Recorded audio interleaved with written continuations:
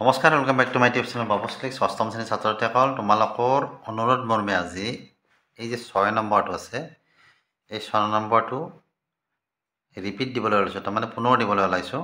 ইয়াৰ আগতে মই এই 6 নম্বৰটো দিছিলোঁ, কিন্তু বহুতে কমেণ্ট কৰিছে যে ভালদৰে বুজি পোৱা নাই।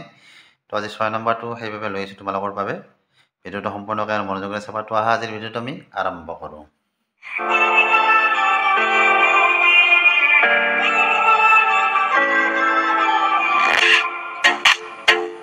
তো কি দিয়া আছে যে দুখন দোকানত এটা বস্তুৰ বাৰ্তা এনেধৰণৰ, তাৰমানে বস্তু এটা একেই, কিন্তু দুখন দোকানত কি কৰিছে বাৰ্তাটো বেলেগ বেলেগ ধৰণৰ দিয়া আছে। যে প্ৰথমখনত দিয়া আছে যে 20%, 15% আৰু 15%, আৰু দ্বিতীয়খন দোকানত দিয়া আছে 50%। এতিয়া কোনখন দোকানত বস্তুবিধ কিনিলে গ্ৰাহকজনৰ লাভ হ'ব, আমাক সেইটো উলিয়াব দিছে। আমি দুখন দোকানৰে আমি বিক্ৰী মূল্যটো উলিয়াই ল'ব লাগিব, তেতিয়া গম পাম আমি কোনখন দোকানত কিনিলে গ্ৰাহকজনৰ লাভ হ'ব, হয়নে? তো এতিয়া কথা হ'ল কি, আমাৰ বস্তুটোৰ কিবা এটা চিহ্নিত মূল্য থাকিব লাগিব, তাৰ ওপৰতে আমাৰ বাৰ্তাটো থাকিব। ইয়াততো আমাক বস্তুবিধে বুলি কৈছে, কোনো চিহ্নিত মূল্য আমাক দিয়া নাই। গতিকে আমি কি কৰিছোঁ, বস্তুবিধৰ এটা চিহ্নিত মূল্য আমি ধৰি লৈছোঁ কিমান, 100 টকা। এতিয়া প্ৰথম বাৰ্তা দি আছিল কিমান, 20%। তো 20% বাৰ্তাৰ ক্ষেত্ৰত কিমান হ'ব 100 টকাৰ? 20% বাৰ্তাৰ ক্ষেত্ৰত বস্তুটোৰ আমাৰ বিক্ৰী মূল্য কি হ'ব তেতিয়া? বস্তুটোৰ বিক্ৰী মূল্য কাৰ ওপৰত হ'ব? বিক্ৰী মূল্যটো চিহ্নিত মূল্য 100 টকাৰ ওপৰত, হয়নে? 100 টকাৰ ওপৰতহে বাৰ্তাটো নিৰ্ভৰ কৰিব। গতিকে 100 টকা ধৰা দোকানীয়ে দাম কৰিছে বস্তুটোৰ, বুজি পাইছানে নাই? তো সেই 100 টকাৰ ওপৰতহে 20%টো কাটব, হয়নে নহয়? তো 100 টকাৰ কি হ'ব? 20%। 20% মানে কি, 100 - 20, অৰ্থাৎ কিমান হ'ব মূল্যটো? 80 টকা। 20% হ'লে 80 টকা। গতিকে 80 টকা তুমি কেনেকৈ পাম? 100ৰ পৰা যদি আমি 20 মাইনাছ কৰোঁ, তেতিয়া আমি কি পাম? 80 টকা পাম। এতিয়া 100 টকা 100 - 20%। 100 টকাৰ কি হ'ব? এই টকাৰ জেগাত আমাৰ কি আহে? পূৰণ চিহ্ন এটা আহে, আছেনে? 100 - 20 মানে কি? 80% হৈ থাকিল এইটো। তো ইয়াক এনেকৈ লিখিব পাৰোঁ, 80% মানে কি? 100/80। বুজি পাইছানে? এতিয়া কাটাকাটি কৰা, এইটো 0 এইটো 0 কাটা গ'ল, এইটো 0 এইটো 0 কাটা গ'ল, কি থাকিব? 10 আৰু 8 পূৰণ কৰি দিয়া, তো 80 টকা। তো প্ৰথম 20% যিটো বাৰ্তা দিছিলে, 20% বাৰ্তা দিলে বস্তুটোৰ বিক্ৰী মূল্য আমাৰ কিমান পাওঁ? 80 টকা। এইবাৰ এই 80 টকাটো আমাৰ যিকেইটা বাৰ্তা দি আছে কিমান পাৰ্চেণ্ট আছিলে? 20%,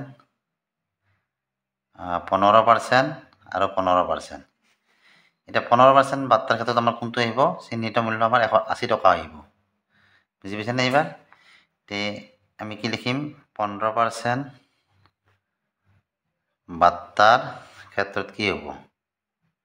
এইটো প্ৰথম দোকানখনত দেই, প্ৰথম দোকানখনত, এইটো প্ৰথম দোকানত।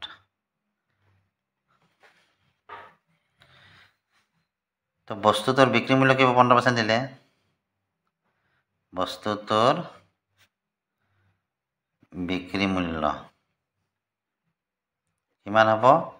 এইবাৰ 100 টকাৰ নহয়, এইবাৰ কাৰ ওপৰত হ'ব? 80 টকাৰ। 80 টকাৰ কি হ'ব? 100 মাইনাছ, এইটো ঠিকেই, বাৰ্তাটো ঠিকেই থাকিব, কাৰণ বাৰ্তাটো পাৰ্চেণ্টত আছে না। গতিকে 100 মাইনাছ কি হ'ব এইবাৰ? 15% মানে, গতিকে 15। 100 - 15%। 80 পূৰণ ডাইৰেক্ট কৰা, 100 - 15 মানে কিমান? 85। গতিকে 85% হ'লে কি হ'ব? 100/85 ডাইৰেক্ট লিখি দিলোঁ এইবাৰ। তো ইয়াত 0 0 কাটা গ'ল, 8ক 2ৰে 4 বাৰ যায়, 10ক 2ৰে 5 বাৰ যায়। এই 5ৰে ইয়াক কাটিলে কিমান বাৰ যাব? 5 × 5 = 3 = 35, 7 × 5 = 35, তাৰমানে 17 বাৰ। 17 আৰু 4 পূৰণ কৰা, কিমান পাবা? 7 × 4 = 28, 8, 7ত 2, 4 × 4 = 4, 2 = 6, 68 টকা। তো যেতিয়া 15% বাৰ্তা পুনৰ মানে প্ৰয়োগ কৰা হয় বস্তুটোৰ ওপৰত, তেতিয়া কিমান টকা হয় ইয়াৰ মূল্য? বিক্ৰী মূল্য 68। এইবাৰ আকৌ 15% আছে ইয়াত, দেখা পাইছানে নাই? 3টা বাৰ্তা দিছিলে দোকানীয়ে প্ৰথম দোকানখনত। তো এইবাৰ 15% টকাৰ ওপৰত প্ৰযোজ্য হ'ব 68ৰ ওপৰত। এতিয়া আমি কি লিখিম ইয়াত? তো 15% বাৰ্তাৰ ক্ষেত্ৰত এইবাৰ বস্তুটোৰ বিক্ৰী মূল্য কি হ'ব আমাৰ? এইবাৰ কাৰ হ'ব? 68 টকাৰ ওপৰত। 68 টকাৰ কি হ'ব? 100 মাইনাছ এইটো কিন্তু ঠিকে থাকব 100 মাইনাছ 15%। তো কি হ'ব 68 টকাৰ জেগাত আমি কি দিছোঁ পূৰণ দিছোঁ 100 পৰা 15 গ'লে এইবাৰো কিমান 85 85 তলত কি থাকিব পাৰ্চেণ্ট হয় তাৰমানে 85% হয় গতিকে 100 ভাগে 85।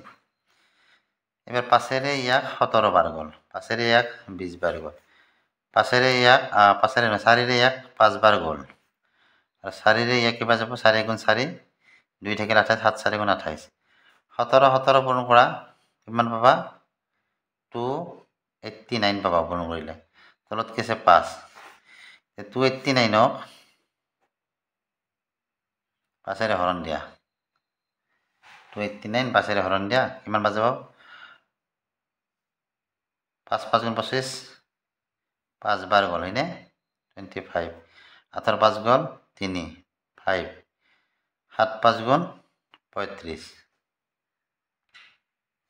এটো 289 আছিল 285 লিখিছো মই 7 5 গুণ 35 নহব তেতিয়া 9 টো নামি আহিব ইয়াত হয়নে 39 গতি 7 5 গুণ 35 7 বাৰে দিয়া 35 9 5 গলে কি থাকে 4 থাকে বান্দাজ ইয়াত দশমিক এটা আহিল এটা শূন্য আহিল 8 5 গুণ 40 তাৰ মানে কি হল এনেকুৱা বলো আমি এটো 3 নম্বৰ যেতিয়া বাৰ্তাটো দিয়া গৈছিল তেতিয়া আমাৰ কি হয় বস্তুটোৰ দাম 57.80 টকা হয়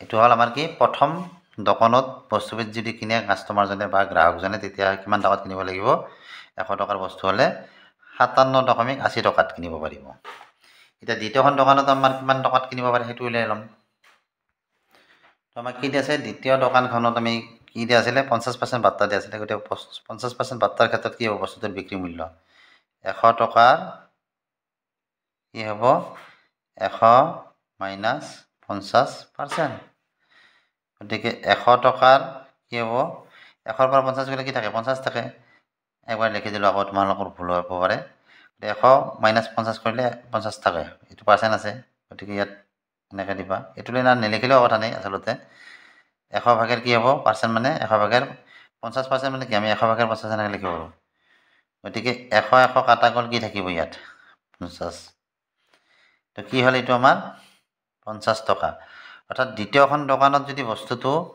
কিনে দোকানীজনে কিমান টাকাত পাব 50 টাকাত আর প্রথমখন দোকানত কিনিলে কিমান টাকাত কিনিব লাগিব 57.80 টাকাত তে কোনখন দোকানত কিনিলে মানে কাস্টমাৰজনৰ লাভ হ'ব নিশ্চয় দ্বিতীয়খন দোকানত হয়নে গতিকে উত্তৰটো আমাৰ কি হ'ব দ্বিতীয়খন দোকানত বস্তুটো কিনিলে লাভ হ'ব এনেকৈ লিখিবা এতেকে দ্বিতীয় দোকানত বস্তুটো কিনিলে লাভ হ'ব বুজি পাইছানে এইখিনি তো আজি এলৈকে দিলো এই চেপ্টাৰৰ ভিডিও আগতে দিয়া আছে যদি কিবা আকৌ নবুজাকৈ আছে কমেন্ট কৰি জনাবা নেক্সট ভিডিও তোমালোকক ভালদৰে বুজাই দিম ভিডিওটো চাই কেনে পালা জনাবা ভিডিওটো চাই ভাল লাগিলে ভিডিওটো লাইক কৰিবা চেনেলটো সাবস্ক্ৰাইব কৰিবা আজি লৈ বাই বাই থ্যাংক ইউ